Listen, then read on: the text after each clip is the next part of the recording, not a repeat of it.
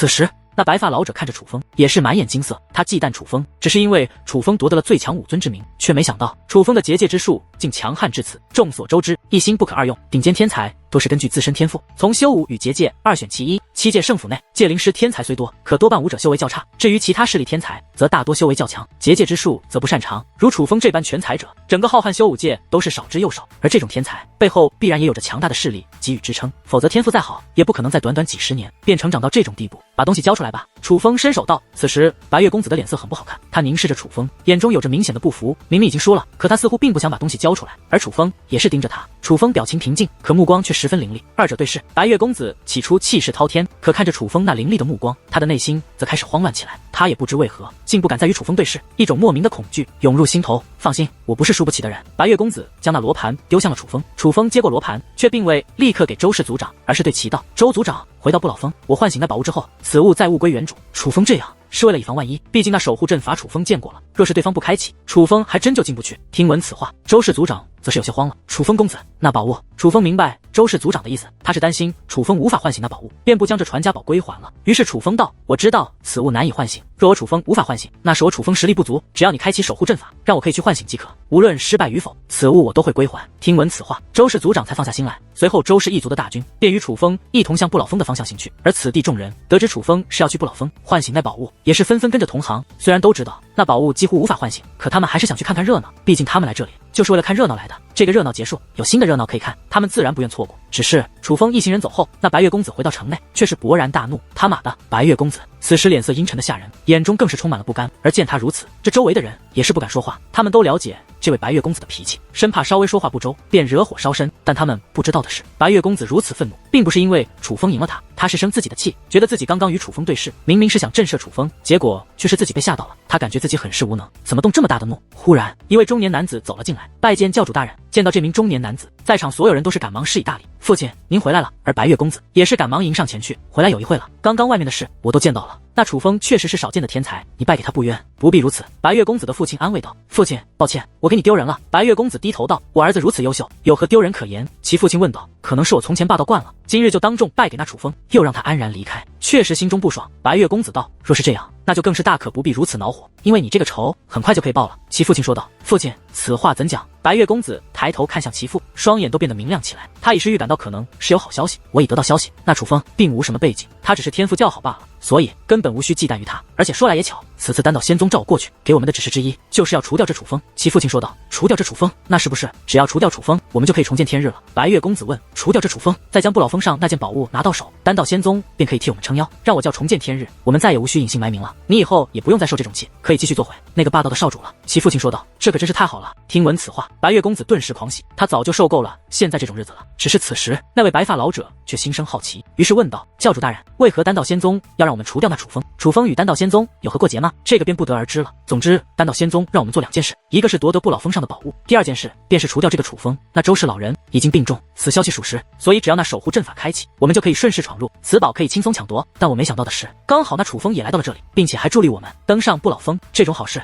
之前我可真是想都不敢想。白月公子父亲一脸兴奋地说道。父亲，咱们也动身吧，我已经迫不及待地想要看到那楚风害怕的模样了。白月公子兴奋地道。传令下去，我教所有人随我一同动身。其父亲说道。楚风等人可不知道白月公子他们一行人的打算，楚风现在只想快点回到不老峰，然后唤醒那件宝物。而一番赶路之后，楚风也是再度来到了不老峰。周氏族长直接解开了那守护阵法，所有人都得以登上不老峰。来到不老峰的顶端，楚风也终于见到了那件宝物，那是一颗水晶石，任凭是谁都能够看得出来，它其中蕴藏着极强的治疗之力，并且不仅仅是对戒灵，对修武者也有帮助，只不过对戒灵效果更好。正因为能够感受到那水晶石所蕴藏的力量，所以也是见到了希望。他觉得此物对女王大人绝对有帮助。周族长，我应当如何唤醒？可有规则？楚风对周氏族长问道。楚风公子，根据我父亲所说，要具有一定资格的人才可以唤醒此物。反正我试过了，我靠近他之后没有任何反应，其实其他人也都感受不到任何反应。至于如何唤醒，其实没人知晓，但根据我父亲说，唤醒之后，此物会散发奇异光芒，若是没有那光芒，便是没有唤醒。周氏族长解释道。所以只要靠近即可。楚风问。是。周氏族长点头道。楚风也不犹豫，直接走向了那水晶石，而还未靠近，那水晶石便绽放起了光华。这一刻，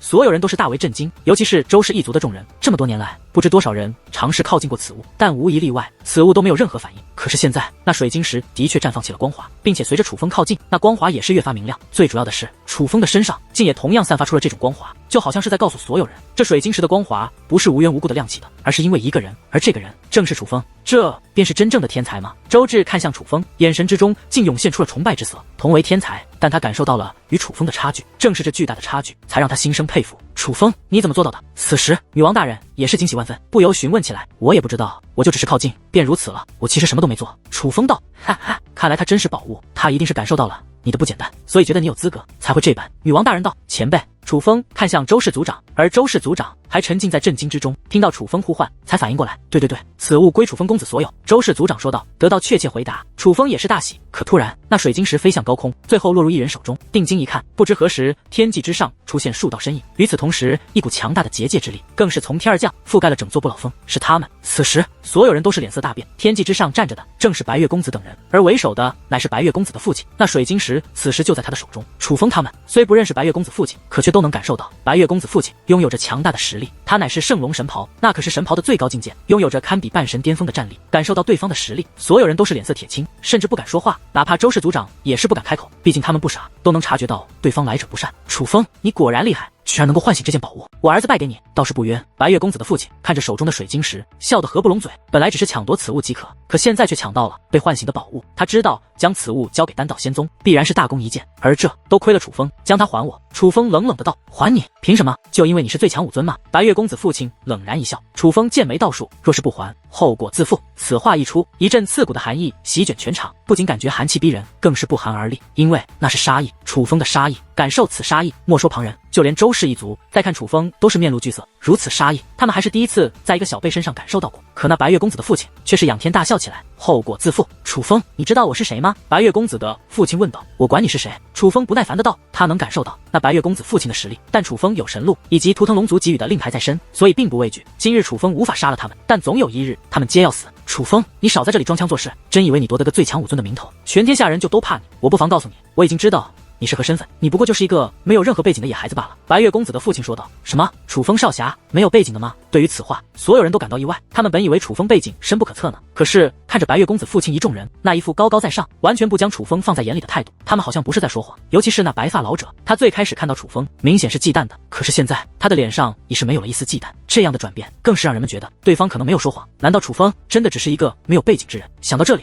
众人看楚风的眼神也都变了，就好像楚风周身的光环开始褪色。没办法，修武界是如此现实的。楚风虽然厉害，可他终究只是一个小辈，他现在的实力放在浩瀚修武界不算什么。倘若背后没有强大的背景撑腰，那么楚风充其量就只是一个天才罢了。但浩瀚修武界最不缺的就是天才，若是没有人撑腰，天才是最容易夭折的。原来是虚张声势。见此情形，那周双的脸上则是露出了幸灾乐祸的笑容。他早就看楚风不爽，而此时他也能意识到楚风即将大难临头，而这正合他意。而此时楚风则是笑了，旋即看向白月公子父亲：你是丹道仙宗的人吧？楚风此话一出，所有人都是感到意外，不明白楚风为何突然说出这样一句话。而白月公子父亲等一众人可就是心感震惊了，他们没有想到楚风会直接猜到他们与丹道仙宗有关。楚风之所以这样猜测，是因为已经意识到这伙人可能是冲着自己来的，不然不可能知道自己没有背景。可楚风与他们无冤无仇，他们却来对付自己，必然就是有人指示，能指示这种势力，必然是更强大的势力。无论怎么想，这暗中指示的人都是丹道仙宗最有可能。我听不懂你在说什么。白月公子的父亲下意识的便否定了，他自然不能暴露丹道仙宗。而楚风只是轻蔑一笑，他已经确定这些人就是受丹道仙宗指示的。于是我劝你一句，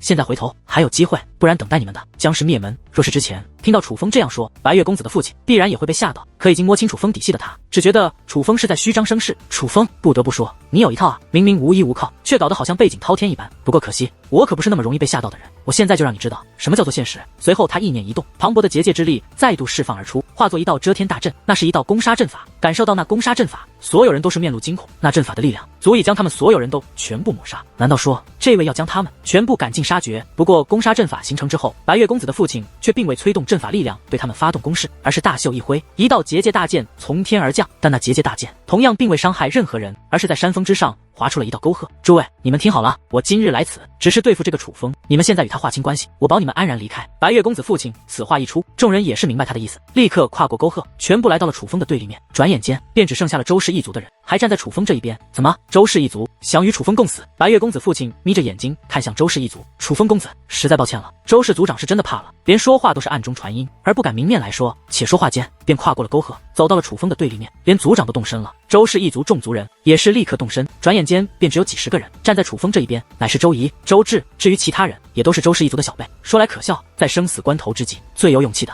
竟然是小辈哟。三妹，这是干嘛？该不会是要与这楚风这个穷小子共赴死吧？一道讽刺的声音响起，竟然是来自周氏一族的周双。明明站在楚风身后的还有他的弟弟以及周氏一族其他小辈，可他却偏偏针对周仪。不过最讽刺的是那句穷小子，短短3个字便将楚风贬低的一无是处。这样的变脸，连旁人都是被惊呆了。可偏偏对于此话，没有人敢反驳，毕竟他们可都不想死。发什么愣？还不快过来！此时，周氏族长发出怒喝：“楚风公子，实在抱歉。”周仪面露为难，可还是走了过去。而其他小辈显然也是暗中受到了召唤，也都纷纷离开。可还有一个人依旧站在楚风这边，这个人竟然是周志。楚风看向周志，目露意外，没想到周氏一族最后站在自己这边的会是他。楚风，你是为我周氏一族出战，才得罪他们的。这件事我周志有责任，自然不会让你一个人扛。周志对楚风说道。看着这样的周志，楚风面露微笑，他对周志的看法也是发生了转变。之前他是无论如何也没想到，这周氏一族最有种的人，反而是这个惹下祸端的人。可突然，那周志被结界之力束缚，紧接着被强行拖走，是周氏族长强行将周志拖走了。周志可是周氏一族的希望，也是他的儿子，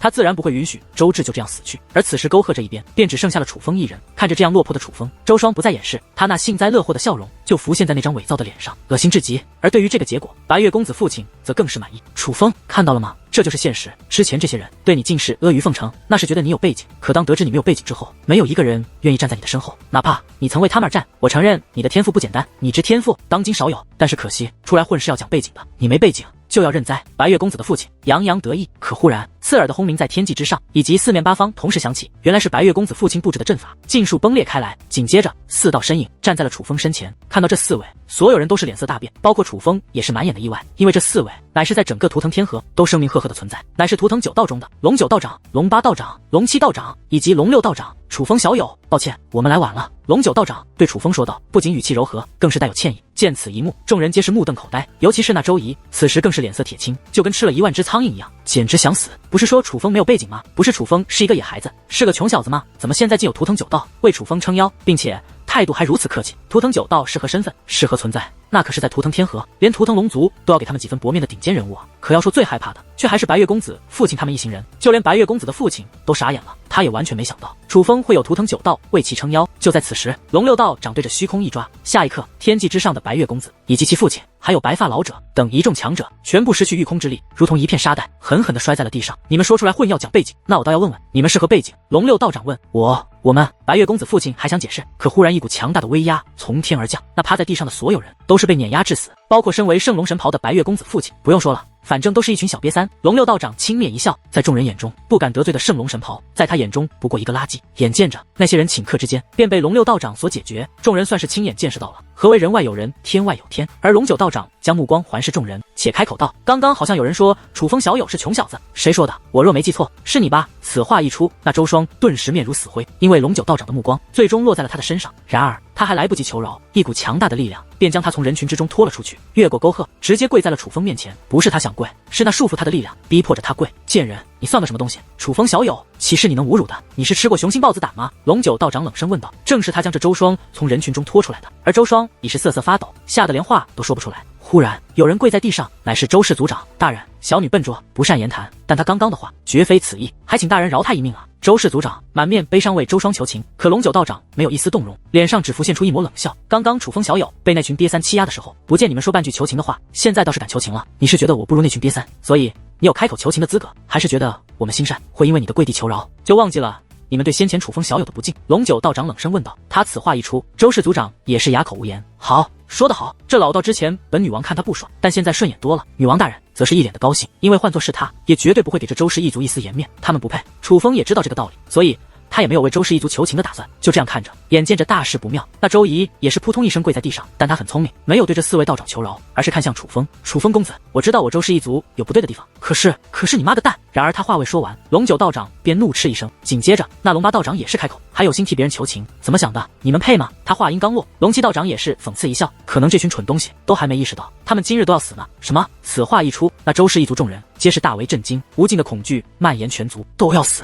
本来以为此事与他们无关，就算死也只是周双一人，不曾想他们也要死。大人，此事与我们无关啊！于是乎，无数人开始求饶，想要摆脱与周双的关系。无关。听闻此话，那龙六道长则是面容转冷。刚刚那个贱人侮辱楚风小友的时候，怎么不见你们站出来说他与你们无关？你们他妈的现在装无辜，什么意思？是真他娘当我们图腾九道傻，还是觉得楚风小友好说话，所以就好欺负？一群狗杂碎！你们他妈的什么东西，也敢不将楚风小友放在眼里？话到此处，滔天威压从天而降，那沟壑对面的所有人全部趴在地上，不仅是周氏一族的人，是所有人。这一刻，无数暗中传音映入楚风耳帘，不仅是那些楚风不熟悉的人，还有熟悉的人，比如周仪、周氏族长以及那最先认出楚风的老者，他们都在暗中传音向楚风求饶。可楚风没有说话，他就装作听不见。楚风虽不觉得这些人罪该致死，但他们忘恩负义，该罚。可突然又有一个人跪在了地上，是周志。楚风公子，求你了，放过我的族人吧。周志面对白月公子父亲都没有求饶，可此时为他的族人却对楚风求情。周志，我问你，你是只为你族人求情，还是为对面的所有人求情？楚风问。楚风公子，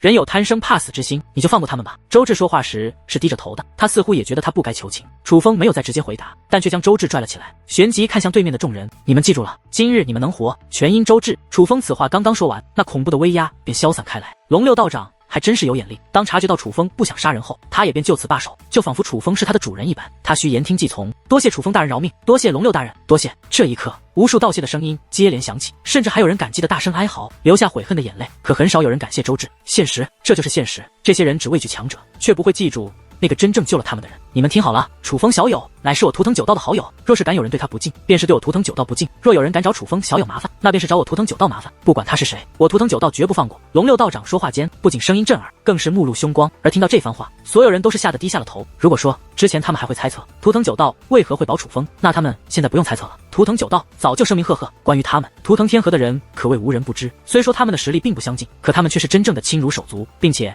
也只有他们9人关系最近，似是不想被人破坏他们的关系。他们甚至刻意与其他人保持距离，不管是何等存在，他们最多只是合作，但绝对不会对外宣布他们如何亲密。这么多年以来，还是一次听说图腾九道将一个人称为朋友。楚风是目前为止唯一一个能被图腾九道认定为朋友，这已经证明了楚风是怎样的存在。此时，人们低头之余，也不由将余光扫向白月公子父亲的尸体，那凶狠的目光，哪怕对方已经死了，他们也恨不得再去见他一番。不是说楚风是个无依无靠的野孩子吗？简直他娘的再放狗臭屁！他们这些人都险些白月公子父亲的屁话给害死了。蛋蛋，他们这是因为啥呀？是因为桃物前辈吗？楚风对女王大人问。虽然当时昏迷，可醒来后，女王大人为楚风讲述了经过。楚风知道桃物曾对龙七、龙八、龙九3位道长展现过实力，不仅如此，还威胁过他们，若是楚风死了，不管是不是他们做的，桃物都会找他们算账。对于这4位道长此时的态度，楚风也是有些发懵，而他唯一能够想到的理由也只有桃物了。可他想不通的是，他们这样的人物真的会被桃物一番话便吓成这个样子吗？也没有别的原因了吧？一定是如此了。想不到桃物随口的恐吓，居然给你吓出了4个小弟，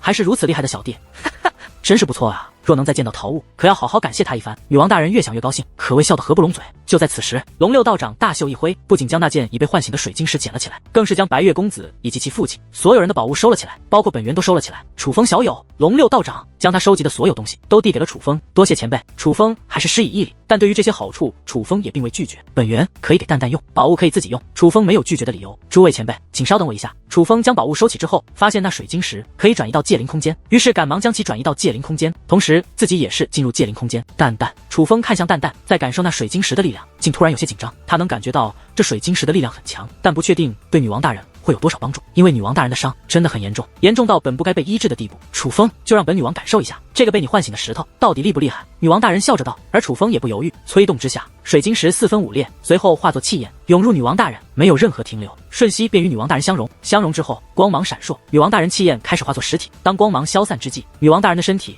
已不再是气焰组成，而是恢复了本来模样。哇，不错呀，楚风，这东西果然名不虚传。女王大人的小脸上布满了甜美的笑容，这个结果让他都感到意外，他至少没有生命危险了。楚风起初也是非常激动，可是仔细观察后却是眉头微皱。虽然身体恢复了，可是修为并未恢复，女王大人也只是没有了生命危险而已。可是若想恢复到从前，却是任重而道远。干嘛呀？怎么还愁眉苦脸？这样已经很好了呀。女王大人走到楚风近前，笑眯眯的道。见状，楚风也是露出笑容，放心蛋蛋，我一定会让你恢复。好了好了，本女王信你了。女王大人甜甜的笑道。随后，楚风将意识投射回本体，发现周志居然又跪在了自己面前。周志，我不会杀你们族人，你起来吧。楚风说话间便想将周志搀扶起来。楚风公子，我有一个不情之请，我知道我不该开这个口，我确实没这个资格，可是我真的不想错过这个机会。周志道，有什么话你直说便是。楚风还是将周志搀扶了起来。我爷爷性命垂危，但我知道图腾九道结界之术无与伦比，所以他话未说完，楚风便道：“我懂了。”楚风知道周芷是想请4位道长救他的爷爷，于是楚风看向4位道长，收到。4位道长微微一笑，旋即也不用人带路，立刻动身向远处的山脉飞掠而去。见状，楚风也是跟了过去。至于周氏族长，虽然忌惮4位道长，可是事关周氏老人，他们也是纷纷动身。最终，他们来到一座宫殿，宫殿内一位骨瘦如柴的老者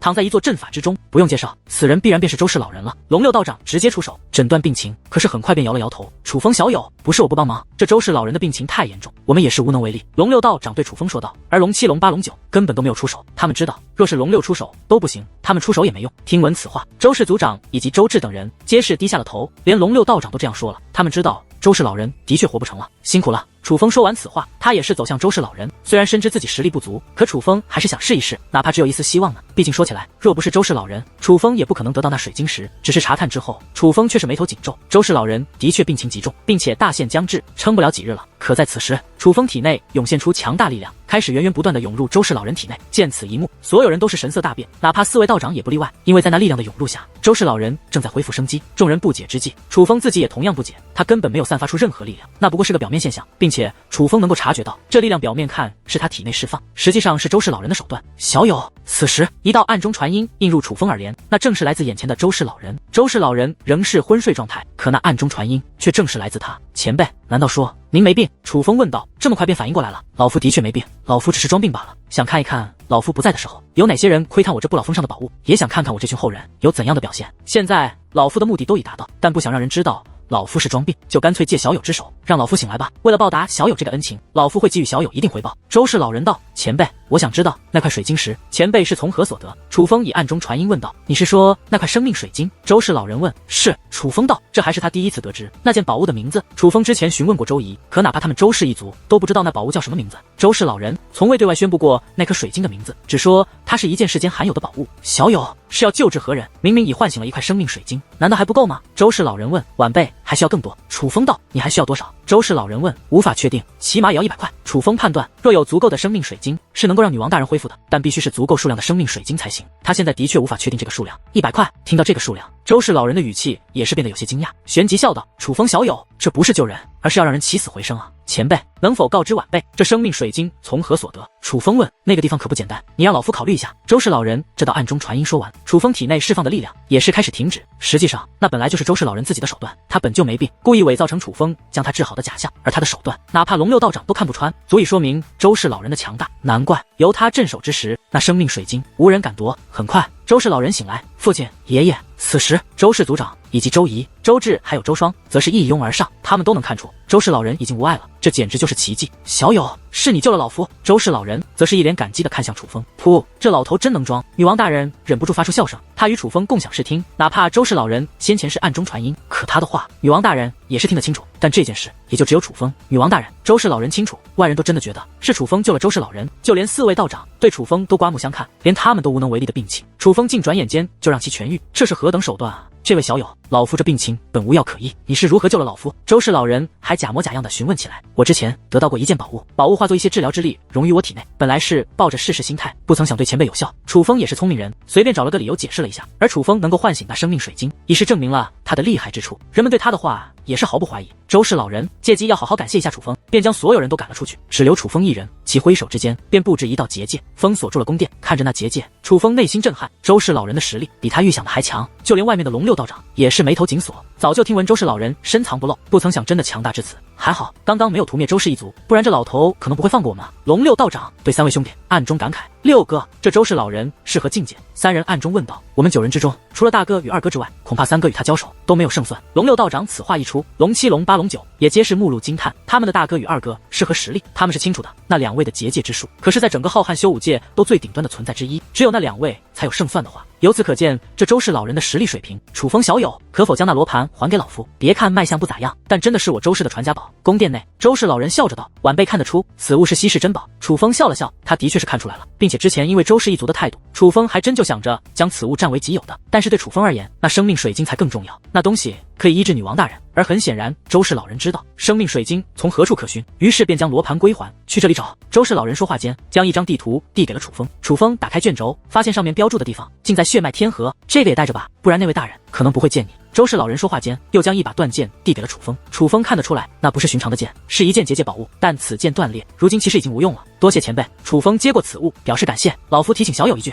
你能唤醒一块生命水晶，未必能够唤醒其他生命水晶。先不说生命水晶的价值，那位大人也不会给你那么多，就算真的给你机会唤醒，你也很难唤醒那么多，所以莫要抱有太大希望，以免失望而归。周氏老人道：多谢前辈提醒，晚辈便就此告别了。楚风说道：这么急？周氏老人问。楚风点头，既然如此，那老夫便不强留了。随后，楚风便走出宫殿。此时，4位道长也在这里等候。可就在这时，竟有一道身影飞掠而来，竟然是白云清。楚风大哥，听说你将那宝物唤醒了，怎么样？对那位姑娘可有帮助？白云清是从不老峰顶端而来，所以听闻了楚风的事，激动之下还未靠近，便大声呼喊起来：有用！楚风看到白云清也是非常高兴，本来已经打算启程了，便以为等不到白云清了，不曾想刚好白云清赶了过来。只是白云清靠近后，楚风却是感觉不对，你的气息怎么如此虚弱？楚风问。尽管白云清极力掩饰，可楚风还是察觉到了不对。没事，我是进行了特殊修炼，所以才会如此。白云清笑嘻嘻的道。而见白云清这样说，楚风也没有多想，有些修炼的确是会对身体造成负担，但是日后却会带有更多好处。这位小友是？此时4位道长看向白云清，其实他们不关心白云清，可见他与楚风关系如此好，他们便觉得有资格让他们认识一下，他是我的好兄弟，叫白云清。楚风介绍道。在下白云清，乃图腾龙族克钦大长老，太史心中弟子，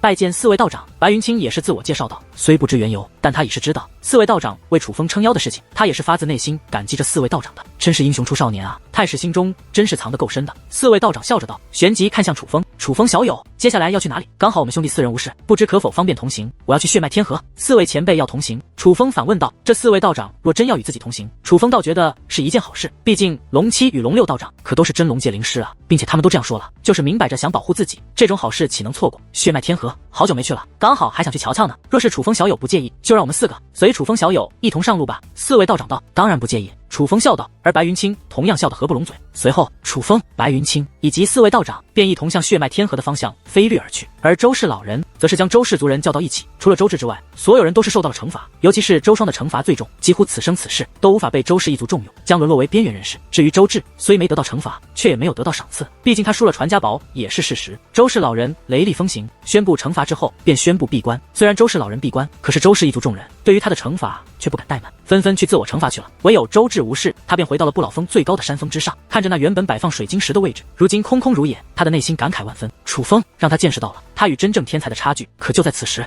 有一个人从山峰之下一步一步的走到了山峰顶端，他不是御空而来，而是踩着阶梯走上来的。这是一名青年男子，从长相来看，他更像是一个少年，面容清秀，可却给人一种非常冷漠之感。你可是周氏一族的人？这少年模样的男子对周芷问。周芷没有理他，他能感觉到对方是个小辈，而周芷自认为是天才，除了楚风那种得到他认可的人外，其他小辈他根本不放在眼里。你不老峰的那件宝物呢？我要唤醒。少年模样的男子又道。听闻此话，周芷发出轻蔑一笑，什么人都想要唤醒我不老峰的宝物，你也不看看你几斤几两？周芷鄙夷的看向那名少年，可忽然那少年周身释放出结界之力，那结界之力释放的不多，可却有阵阵龙吼传来。与此同时，强大的压迫感更是直击周芷内心。哪怕自负的周芷此时也是目瞪口呆，满脸的难以置信。他反复观察，最终确定此人的确是一个小辈，可他的结界之术已达仙龙境。而与此同时，周氏老人是真的打算闭关，为了防止被人打扰，他花费了一定时间和手段布下了一道极强的防御结界。眼下防御结界刚刚布好，正准备闭关修炼，可突然脸色巨变，他亲眼见到一道老者身影正穿过宫殿墙壁，踏入这宫殿之内，而他布置的结界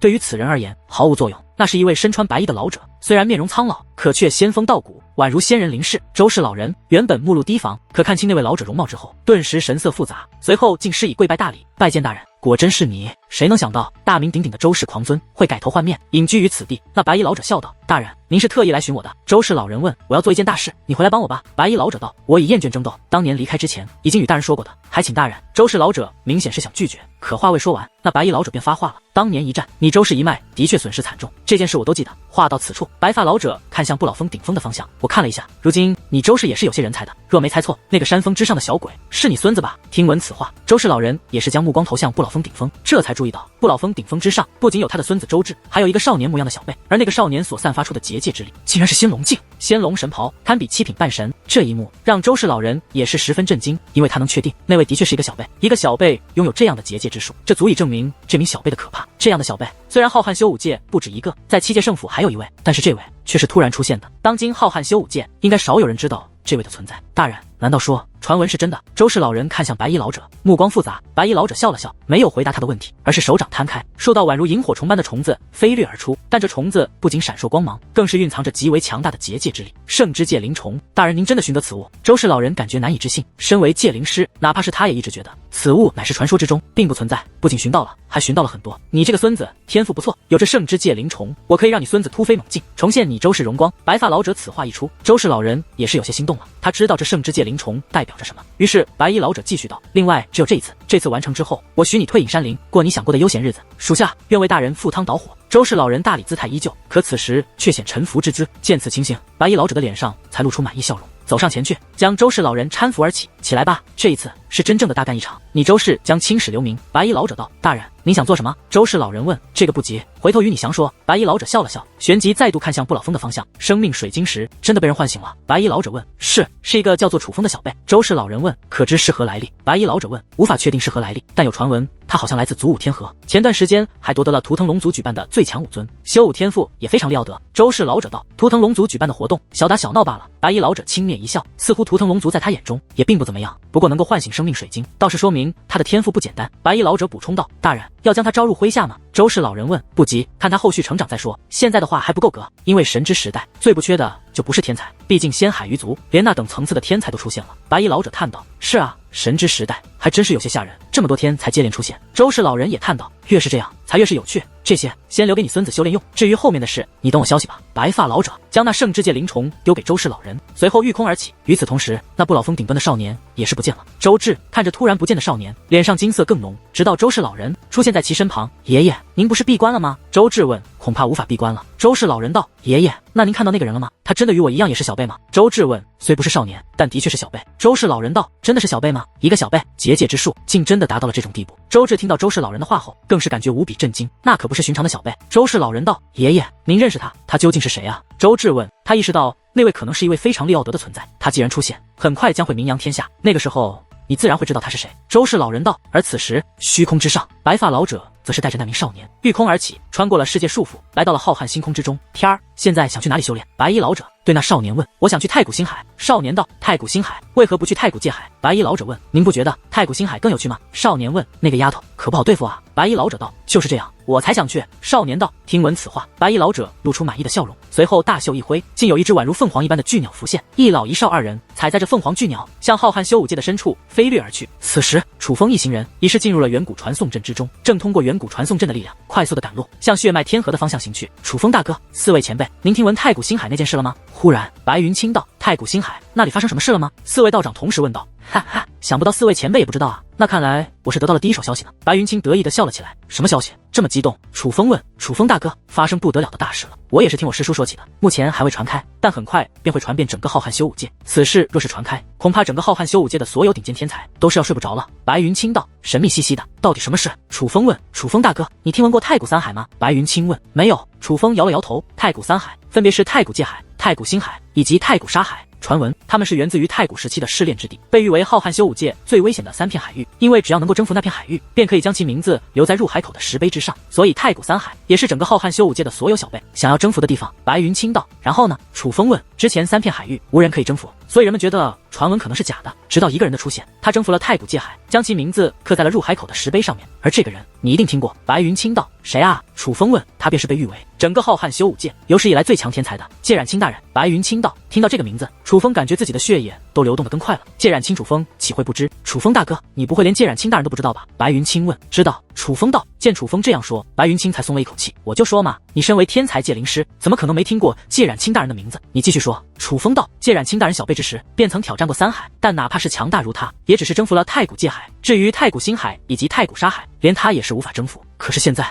有一个人将太古星海征服了，他的名字就刻在太古星海入口处的石碑上。白云清道。真的假的？是谁将太古星海征服了？听闻此话，就连4位道长都是面露好奇，甚至感觉难以置信。从他们的表情，楚风能意识到此事的确非同小可。见众人如此期待，白云清则是越发得意，先是清了清嗓子，这才说出开口道。他叫仙海鱼儿。仙海鱼儿。听闻此话，不只是4位道长意外，楚风也同样有些意外，因为仙海鱼儿，楚风可不只是听闻，他可是认识的呀。小鱼儿，那小丫头已经这么强了吗？女王大人也是感到意外，毕竟他们对小鱼儿的印象还是那个可爱的小娃娃，看来成长得很快呢。楚风笑道：“这个仙海鱼儿应该就是仙海鱼族的那位小公主吧？”四位道长对白云清问道：“对，就是那个被誉为仙海天河第一美女的仙海鱼儿，只是可惜仙海鱼族对她保护得太好，至今未能一睹她的芳容，真想看看这位第一小美女到底有多美。”白云清的脸上可谓满是期待。虽然早就听闻仙海鱼族的这位小公主天赋不凡，但她应该没有多大才对，当今小辈之中可以算是极小的了。她这个年纪就能征服太古星海，小友，你这个消息属实吗？四位道长则是有些不太相信，不是不相信白云清，而是知道征服太古星海的难度太大，当年的界染清都做不到，如此年纪的仙海鱼儿可以做到。四位前辈，这个消息应该属实的。白云清道：“若真是属实，那仙海鱼族可是不得了，那仙海少羽都已经如此了得，现在又出了个仙海鱼儿。”龙九道长叹道：“锋芒毕露，未必是好事。”可龙六道长却发出了不同的声音：“六哥，你的意思是仙海鱼族出现如此天才，可能会遭到其他霸主针对？”龙七道长问：“这可是神之时代，都知道这个时代的小辈非同小可，预示着各方势力的未来。而仙海鱼族接连出现2个如此妖孽的天才，几乎已经打破了平衡。其他势力若不制裁，任由仙海鱼族的2位天才成长，那岂不是就要等着被仙海鱼族统治？”龙六道长问：“六哥所言极是，其他势力不敢说，七界圣府绝对不会允许这种情况出现。”龙七道长说道：“七界圣府如此霸道吗？”楚风问：“仙海鱼族与楚风而言可不一般，毕竟仙海少羽以及仙海鱼儿可都是楚风的好友，楚风可不希望他们陷入危难之中。而听几位道长的意思，这浩瀚修武界最霸道的似乎正是七界圣府。七界圣府身为浩瀚修武界最强的界灵师势力，他们拥有着特别的话语权，行事风格也一直很霸道。若要说起来，各方势力最不愿意得罪的势力，那必然是七界圣府莫属。”龙六道长解释道：“七界圣府的实力强于其他霸主势力。”楚风问：“其实除了东域，其他天河霸主的实力是接近的。从明面上看，七界圣府虽强，但也并未强出太多。其他势力若是联手，七界圣府也是无可奈何。不过浩瀚修武界一直有一个传闻，七界圣府府内有不出世的老祖级人物镇守，那老祖实力之强，还要凌驾于七界圣府府主之上。而七界圣府府主那是何等人物？那已经可以说是当今浩瀚修武界最强的存在了。”龙六道长说道：“最强的存在，七界圣府府主的实力强于其他霸主首领。”楚风问：“据传闻，各方霸主曾有过一场切磋，当时苍穹仙宗宗主、图腾龙族族长、神体天府府主3人联手对抗七界圣府府主，最终的结果乃是平局收场。虽然未分胜负，并且嘴上说着只是切磋，4位绝顶人物都没有使出全力，可能以一己之力对抗3位同级别的强者而不落下风。你想一下，那是何等实力？”龙六道长问。楚风没说话，但能感受到七界圣府府主的确很强，当今浩瀚修武界是没有最强者一说的。七界圣府府主、仙海鱼族族长、图腾龙族族长、苍穹仙宗宗主以及神体天府府主是公认的最强的存在，他们是同一级别的。可若非要说出一个最强者，那我想大家都会认为是七界圣府府主。而七界圣府不仅府主强，其整体实力也是极为强大，可谓强者如云。几大霸主势力单对单的发生战争，可能没有一个势力能够胜过七界圣府。倘若七界圣府内真的还有凌驾于府主之上的老祖存在的话，那实际上七界圣府早就具备了一统浩瀚修武界的实力，只是他们不肯这么做罢了。龙六道长继续说道：“原来七界圣府真的这么强啊！楚风，你这挑战还真是不小呢。”女王大人道：“是啊。”对此，楚风表示赞同，但他并未因此而感到惧怕，反而觉得七界圣府的强大是理所当然。如若不然，为何连他的父亲都救不出他的母亲？那可知七界圣府府主以及各方势力霸主是何境界？楚风问。这个一直少有人知晓，那种人物很少出场，能够接触到他们的也大多是同级别的人物。不过据传闻，七界圣府府主乃是真龙巅峰，而其他霸主首领是真神巅峰。龙六道长说道：“真龙巅峰，楚风任重而道远啊。”女王大人叹道：“但也不是特别远，毕竟未是半神了。”楚风笑道：“你这家伙心态还挺好，不过真神巅峰可能已是他们的极限，但对你而言不过是一个过程。这样说起来，的确不是特别远。”女王大人也是笑道，她对楚风一直是信心满满。楚风大哥，你似乎对七界圣府很是好奇，莫非是想要加入七界圣府吗？此时白云清问道。没，我只是想对浩瀚修武界的格局更了解一些，不然一问三不知，像个土包子似的。楚风笑道。楚风小友，你怎么会是土包子？这神之时代必然有你一席之地。龙六道长说道。对此，另外3位道长也是点头表示赞同，就连白云清也同样赞同。这感觉可忽然，4位道长皆是脸色大变，随后4人互看一眼，似是在确定什么。而确定之后，4人皆不淡定了，那种不安与恐慌浮现于脸部之上，就仿佛有天大的事情发生了一样。前辈，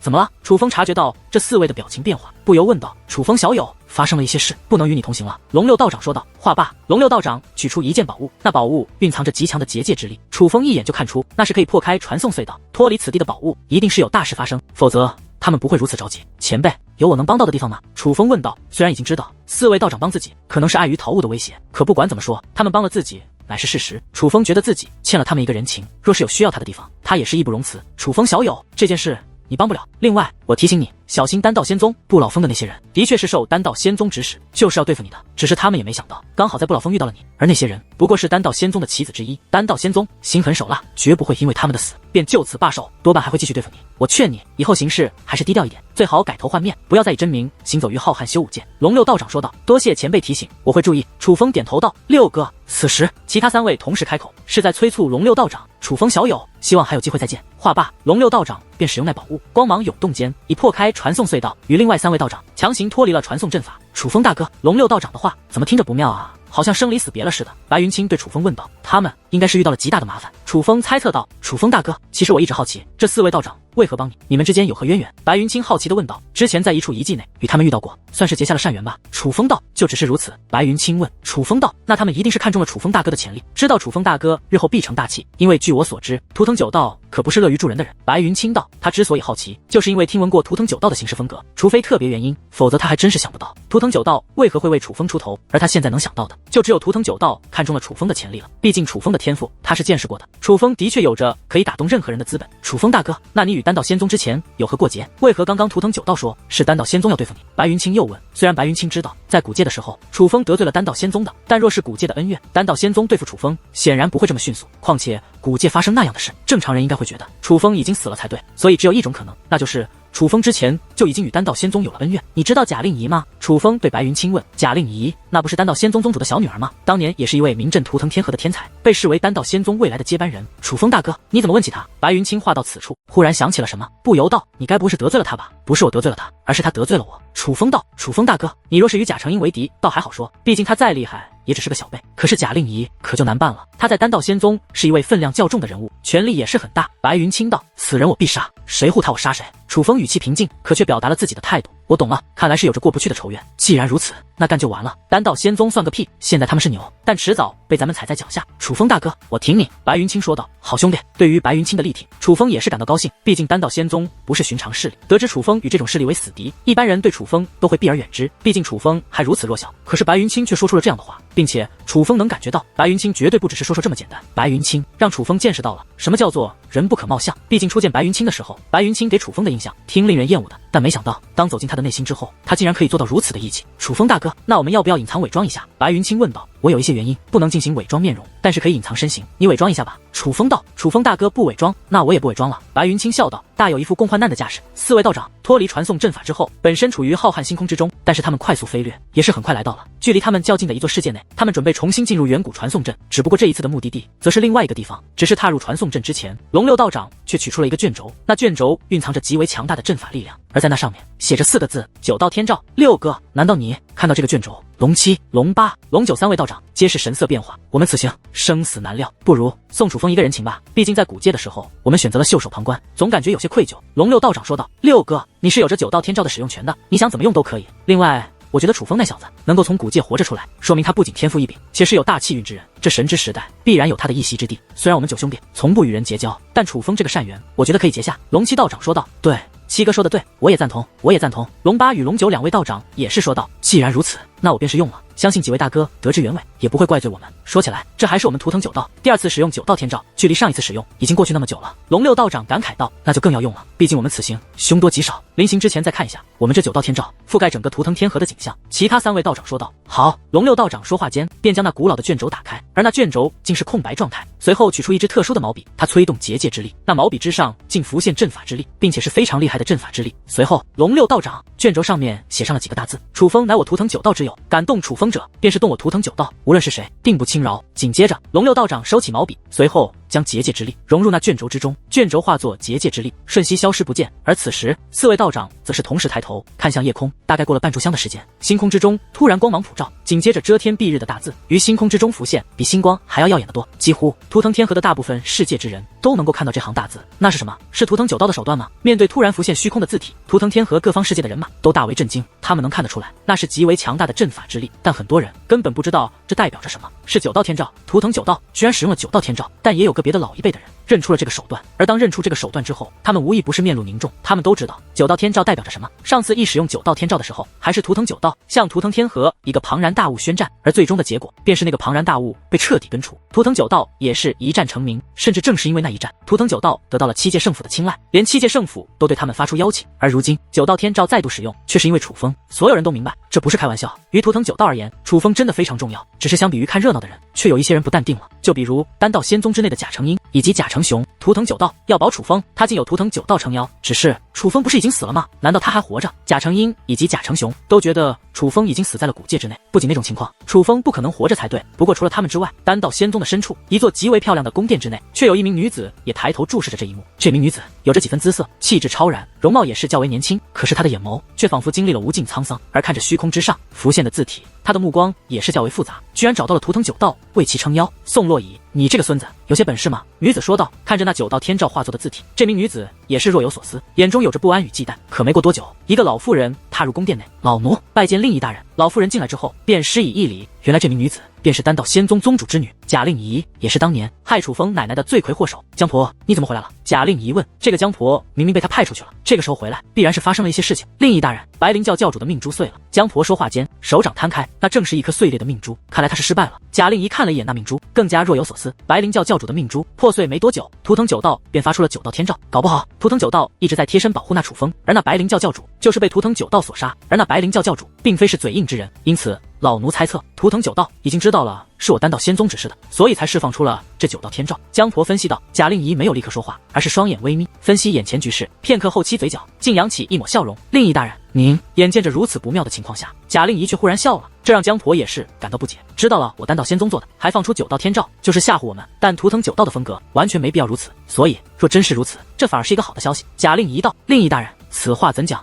江婆问。图腾九道若真是知道我们做的，又真的要保楚风，那以他们的行事风格，多半会直接找上门来。就算不直接出手，也要问个究竟，完全没有必要使用这九道天照。依我看，他们是在虚张声势。贾令仪道。图腾九道虚张声势？江婆还是不解，因为以图腾九道的实力，完全没有虚张声势的必要。对，之所以虚张声势，必是因为现在的他们根本没有本事护那楚风，可又害怕楚风出事，所以无可奈何之下才做此举动。贾令仪道。令仪大人，您的意思是那个传闻是真的？图腾九道的龙一、龙二、龙三、龙四位道长真的去了祖武界宗的遗迹？江婆问。很可能如此，并且时日不多，毕竟祖武界宗那一迹，连如今的7届圣府都不敢再轻易踏入，图腾九道贸然闯入，基本是找死。贾令仪道。祖武星域已经没落这么久了，可他们巅峰时期留下的遗迹，却依然是浩瀚修武界最令人闻风丧胆的遗迹。祖武星域当年巅峰时期究竟是有多强？提及那祖武界宗的遗迹，江婆则是忍不住感叹。图腾九道的其他人不说，可龙一道长与龙二道长的实力，那图腾天河几乎少有人不知。可就是那等实力，若说他们被困死在祖武界宗的遗迹内，却也基本不会有人质疑。因为相比于图腾九道，那祖武界宗的遗迹则是更为可怕。远古之后能迅速称霸浩瀚修武界，祖武星域当年的那些人自然是有着本事的。不过不重要了，反正他们早已没落。如今神之时代开启，各天河天才如潮水一般涌现，日后各方势力必然达到全新高度，超越巅峰时期的祖武星域几乎是必然的事。等到那个时候，他们留下的那些遗迹也自然会被开启，但绝对不是现在的图腾九道可以开启的。所以传闻属实的话，图腾九道也是不足为惧，毕竟除去那4位的话，其他的也不过都是小喽啰罢了。贾令仪说道。那令仪大人，依照你的意思，江婆问，继续追杀那楚风，此子绝对不能留活口，通知仙途的人，让他们也出手。贾令仪道。虽然他猜测图腾九道如今自身难保，可是当得知图腾九道竟然愿意保护楚风之后，他却越发觉得楚风不能留，必须尽快斩除。令仪大人，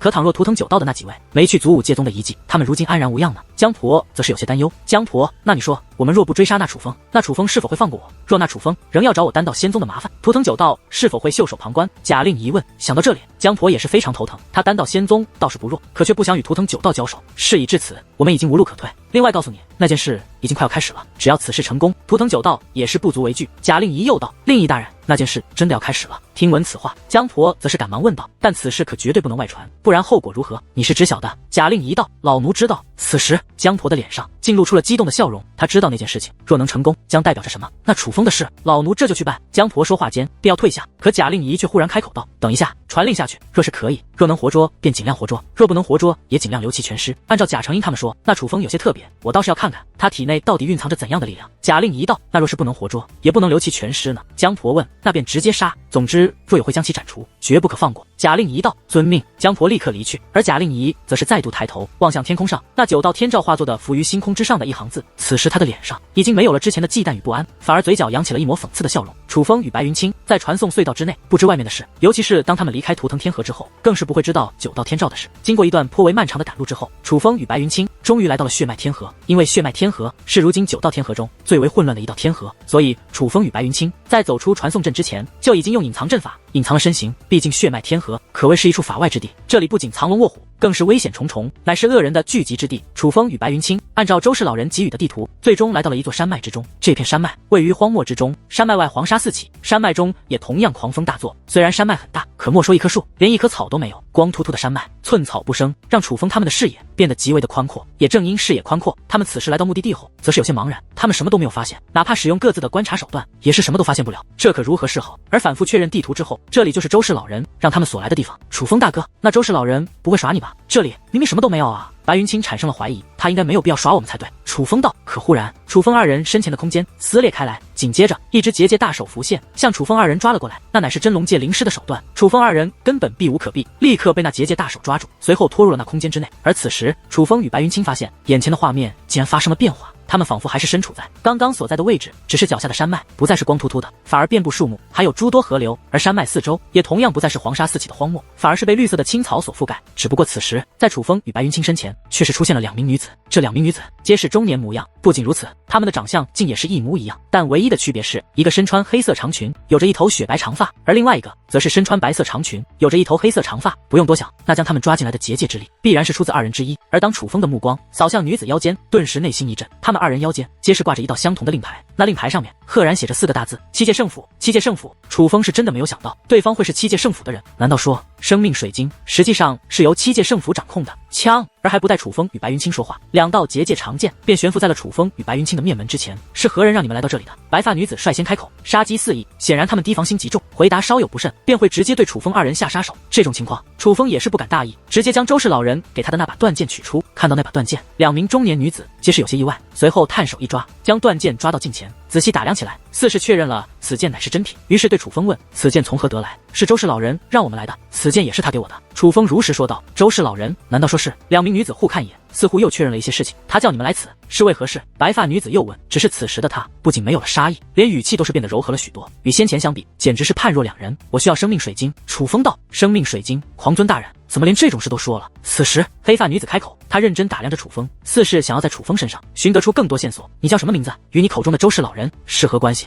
白发女子问。我叫楚风，与周氏老人有一面之缘。楚风如实道。一面之缘，他便将生命水晶的事情告诉了你。黑发女子问。相比于白发女子态度的转变，这黑发女子则是始终带着提防，甚至有着些许敌意。你需要生命水晶做什么？白发女子问。医治我的朋友。楚风道。你的朋友是戒灵？白发女子问。是。楚风又道。你将戒灵以朋友相称，又愿来这里寻生命水晶，我能感觉到他对你而言十分重要，但我必须提醒你，生命水晶必须唤醒之后才能发挥其作用，而唤醒生命水晶却是一件几乎不可能的事。白发女子道。这次还不待楚风开口，白云清便抢着说道。前辈，这件事我们知道，我大哥已经唤醒过一颗生命水晶了。你唤醒过生命水晶？听闻此话，2名女子皆是神色一动。楚风点头，可见楚风确认，那黑发女子却是不由一笑，嗤之以鼻。她显然不信，你既已唤醒过一颗生命水晶，还无法医治你朋友的伤。白发女子问。我朋友的伤很重，还需要更多生命水晶。楚风道。你确定这是你口中的周氏老人给你的？他还有说交代什么吗？白发女子拿着那把断剑又问。他说只要我将此物带过来，你们便会将生命水晶给我。楚风说谎了。楚风不爱说谎，可是他看出来对方似乎并不愿意将生命水晶给他。生命水晶的确非常珍贵，可楚风必须得到生命水晶，哪怕抢楚风都要抢过来。为了女王大人，楚风什么事都做得出。这种情况下，楚风便不介意说谎，利用周氏老人的面子逼迫他们将生命水晶给自己。而果然，听闻此话，白发女子的神色变了。你着急吗？白发女子问。很急。楚风道。若是如此，可能要经历一些风险，你愿意承担吗？白发女子又问。我愿意。楚风道。好，你先在这里等一下。白发女子说话间，对着黑发女子使了一个眼色，随后2人便一同消失在了此地。他们并未走远，只是避开楚风，私下交谈。姐，你要让这个来路不明的小鬼参加我七界圣府的历练，这可是违反我七界圣府规则的大忌啊！得知白发女子的想法后，黑发女子一脸的不情愿。妹，我问你一件事，若是念青大人要离开七界圣府，我们怎么做？白发女子问。那自然是跟随念青大人离开七界圣府。念青大人对我们姐妹恩重如山，我们自然当誓死相随。黑发女子道。所以啊，你在纠结什么？我们的确是七界圣府的人，但我们之所以是七界圣府的人，那是因为念青大人是七界圣府的人，我们追随的一直都是念青大人，而并非七界圣府。而那把断剑是当年念青大人交给狂尊大人的，念青大人特意交代，不管是谁，只要拿此断剑来寻我们，任何要求我们都要尽量满足。白发女子道。姐，他若真是狂尊大人后人，那倒也罢了，可此子不是啊。生命水晶何其重要，那对于我七界圣府而言，也是无上至宝，怎能给这样一个来路不明的外人？黑发女子道：这么多年，狂尊大人都未曾来找过我们，不管他与此子是何关系，但他既然能将断剑交给他，就必然有狂尊大人的道理，我们何必纠结于他与狂尊大人的关系？白发女子问。听闻此话，黑发女子也是沉默了。我可以明确告诉你，若是我们不帮次子这个忙，那念青大人回来知晓此事，必然会降罪于我们。你我都知道，念青大人现在在承受怎样的折磨？说是修炼，实则酷刑。他每次回来都是心神俱疲，心情非常不好。这个时候惹到他，会是什么下场？白发女子问。听到这里，黑发女子也是有些忌惮。那好吧，可是生命水晶如今只有一颗淬炼好的，那是借与少爷他们试炼的最终奖励，我们总不能取消奖励，直接给这个人吧？依我看，干脆让他在这里等候，等念青大人回来，让念青大人决定。黑发女子道：念青大人此行不知何时能归，看他的样子又有些着急，连一颗生命水晶都无法医治，足以见得他的界灵伤势极重，若拖下去，恐怕会有不好的结果。白发女子道：只是听闻此话。黑发女子却又笑了。姐，你不会真的觉得那小鬼能唤醒生命水晶吧？黑发女子道：我倒是觉得他有可能，不然狂尊大人为何让他来呢？白发女子道。黑发女子没再说话，可她的表情便知道她依然不信。此事就这样决定了，我现在要去处理北方的仙草，你带着他去参加七界圣府的试炼，切记要告诉他试炼将面对的人是谁，若是他试炼失败，也不要赶他走，告诉他可以等念青大人回来，但具体时间我们无法确定，他愿意等便等，若不想等再放他走。白发女子道：好了，我知道了，你快去吧，姐姐，这件事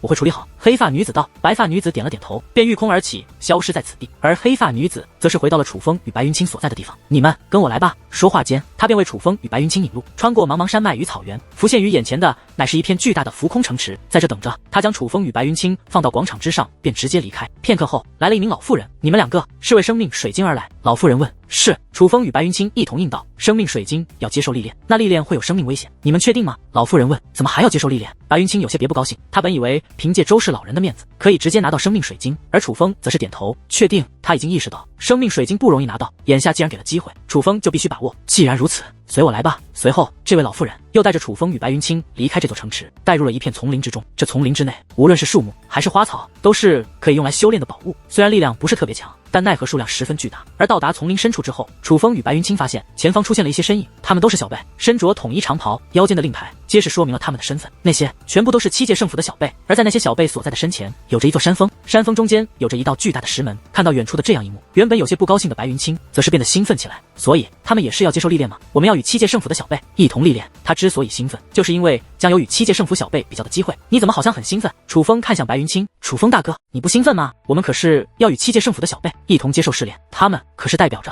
整个浩瀚修武界结界之术的最高水平。白云清话到此处，后面的话故意转换成暗中传音，若是能够压他们一头，你不会觉得很爽吗？白云清暗中传音道。之所以如此，是不想那名老妇人听到，毕竟那老妇人也是七界圣府的人，是会很爽。说到这个爽，楚风的爽感应该是白云清都不能体会的，毕竟楚风的母亲被关押起来，就是因为七界圣府看不起非七界圣府的修武者。简而言之，他们就是觉得楚风母亲生下了楚风是对七界圣府的侮辱。若有朝一日，楚风能够把七界圣府所有同辈踩在脚下，楚风想一想都感觉畅快淋漓，热血沸腾。而现在居然就有一个小试牛刀的机会，楚风其实比白云清还兴奋。在那老妇人的引路下，楚风二人也很快来到了那些小辈所站立的地方。怎么来了外人？此时，七界圣府的小辈们也注意到了楚风他们，一个个的都投来了诧异且不善的目光。他们恶人将与诸位少爷小姐一同参加此次试炼。那名老妇人说道：他们与我们一同参加试炼？前辈，他们不是七界圣府的人吧？他们凭什么与我们一同参加试炼？果不其然，得知这个消息之后，七界圣府的众小辈立刻表现出了强烈的抵触，无论是男女。此时他们打量自己的眼神都让楚风非常不爽。楚风见过很多高高在上自以为是的人，但是此时七界圣府这些小辈的目光却最令楚风不爽。他们那种轻蔑与鄙夷的目光，就仿佛他们是贵族，而楚风与白云清不过是平民百姓。他们眼中，楚风二人连与他们站在一起的资格都没有，就别说与他们一同参加试炼了。这群家伙简直高傲到了极点。这是双羽大人的意思。老妇人道。双羽大人。听闻此话，众小辈虽然仍是不爽，但是抗拒的声音倒是少了许多。而那所谓的双羽大人，自然也就是那位黑发的中年女子。显然，那中年女子也是有些地位和身份的，如若不然，也不会得知是她的命令后，会让七界圣府这些自以为是的小辈们闭上了嘴巴。就在此时，不远处又有三道身影飞掠而来，那是两女一男，他们也都是小辈，而结界之术却是不弱。两名女子乃是灰龙神袍，至于那男子乃是蓝龙神袍，而那名男子则是在两名女子左右簇拥之下而来，显然身份不凡，是他。而看到那名男子，白云清顿时脸色变化，是介羽少爷。与此同时，那先前还高傲自负、不可一世的七界圣府小辈们竟开始呼喊那男子的名字，甚至有女子发出尖叫。那殷勤的模样与先前对楚风二人的鄙夷简直判若两人。这不是白云清吗？你怎么到这来了？那介羽看到白云清，不由问道。介宇少爷，是双羽大人安排的，让他们二人与你们一同参加此次试炼。那老妇人再度解释道：什么？让两个外人与我们一同参加试炼？凭什么啊？介宇少爷，要不你去找双羽大人说说吧，我不想与外人一同历练。是啊，这样好不舒服啊。介宇少爷身旁的两名女子娇滴滴的说道：你们可别小看了他，知道他是谁吗？介宇说此话的时候，看着白云清，见介宇这样说，其身旁两名女子以及在场众小辈都重新打量起白云清。他是谁啊？不认识啊。其身旁的女子问道。他叫白云清，乃是图腾龙族克钦大长老太史心中的弟子。介宇说道：太史心中倒是听闻过，他居然是那位的弟子吗？得知此时，在场的小辈们对白云清倒是有些刮目相看了。哦，本女王吐了，这就是界灵师圣地出来的人，一个个的怎么都这么现实？他们有什么本事啊？不过就是背靠大树罢了，还真以为自己血统高贵啊？怕是不知道，在他们面前的可是王之血脉拥有者。女王大人很是不爽的道：其实他是不喜欢楚风被人如此轻看，尤其是在他眼中，这些人才是真正的垃圾。但不用与他们一般见识，在我眼里，他们与其他势力那些小辈并无不同，皆是一群跳梁小丑罢了。楚风说的是心里话，他可不会因为这些家伙的轻视而生气，只会觉得他们可笑。别说他们，总有一日七界圣府都会被自己踩在脚下。他们现在跳得越欢，楚风日后越爽。白云清，欢迎你来到我七界圣府的历练之地，这一次要不要也比一比？介宇来到了白云清面前，比什么？白云清问。面对这介宇，他的脸色并不好，就比谁能获得更好的成绩。介宇道：这是你们的历练之地，你们都不知道历练过多少次了，我对此一点都不了解，你也好意思与我比？白云清道：怎么怕了？你就不想赢我一次？难道想一辈子做我的手下败将？介宇眯着双眼问道。他此话一出，楚风目露寒光，他终于知道为何白云清看到此人的时候便脸色难看了。而七界圣府的小辈更是一拥而上询问起来：介宇少爷，你与此人交过手？之前在一处遗迹内刚好遇到太史心中带着他，与他比拼过结界之术。介宇道：此人结界之术能与介宇少爷相比？众人问：别小瞧他，他可是不弱。介宇笑道：但是他夸赞白云清，却更像是夸赞自己，毕竟白云清是他的手下败将。前辈，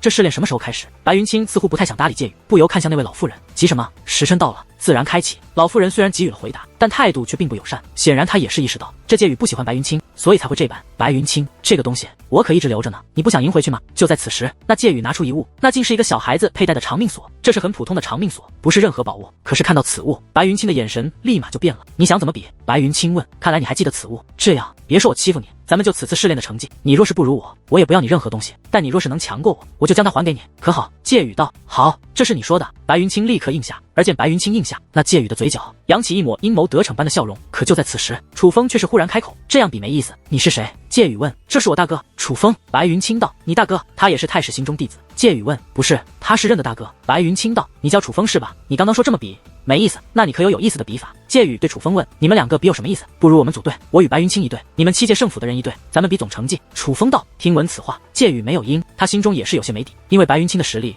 他是清楚的，而白云清既然愿意称楚风为大哥，他觉得楚风应该也不简单。若是他自己的话，他倒是不惧，可若是拉上这些七界圣府的同辈，他害怕那些同辈扯他的后腿。怎么，你不敢了？你是不是觉得这些七界圣府的同辈实力太弱，怕他们扯你后腿？楚风笑眯眯地问。见楚风这样说，介宇眉头微皱，他的确是这么想的，但没想到楚风会直接说出来，这让那些七界圣府的同辈们怎么想？这楚风不是故意让他难堪吗？